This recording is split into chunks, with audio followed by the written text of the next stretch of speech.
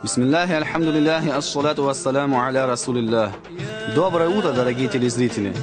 Сегодня мы вам объясним о лучшей ночи Лялят Аль-Кадр, известной среди мусульман крымских татар как Кадыр Геджесы. Об этой ночи упомянуто в аятах, означающих, что Коран был ниспослан в ночь Лялят Аль-Кадр. Аллах возвеличил эту ночь. Ночь Лялят Аль-Кадр лучше, чем 1000 месяцев. Ангелы спускаются в эту ночь и по воле Аллаха знают о том, что произойдет. Мир для святых и благочестивых верующих до рассвета. Этой великой суре говорится о значимости этой ночи, в которой был ниспослан священный Коран через ангела Джибраиля. Пророк мир ему сказал, что Тора была ниспослана 6 числа месяца Рамадан, Евангелие 13 числа месяца Рамадан, а Коран был ниспослан 24 числа месяца Рамадан. Первый аят суры Аль-Кадр, изречением пророка мир ему, дают нам знать о том, что Коран был ниспослан в ночь 24-го Рамадана, и тогда это была ночь предопределения.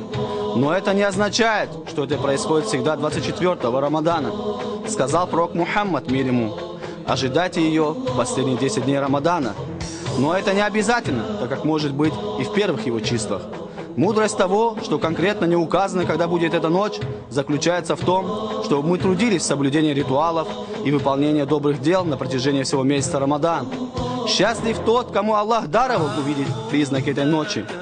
Кому Аллах дал увидеть эту ночь, и он в это время читал дуа, то это признак того, что его мольба принята. Сколько людей стали счастливыми, когда исполнились их просьбы в эту ночь. Сказал посланник Аллаха: в ночь предопределения ангел Джибраиль спускается с ангелами, прося у Аллаха прощения за каждого молящегося, и приветствует его от захода солнца до рассвета. Некоторые признаки, по которым можно узнать эту ночь: видение особого света, видение преклоняющегося дерева, слышание голоса ангелов, видение ангелов в их настоящем виде. Восход солнца ночи после предопределения отличается от обычного восхода тем, что солнце белое, его лучи приятные и не ослепляют глаза. А кто не увидел эту ночь, но он старался совершать благочестивые деяния, то Аллах вознаградит его за это. Отмечается ночь Лялят Аль-Кадр совершением сверхобязательных намазов, чтением зикра и Корана. Лучше длительное чтение Корана при намазе, чем короткое с многократным количеством ракатов.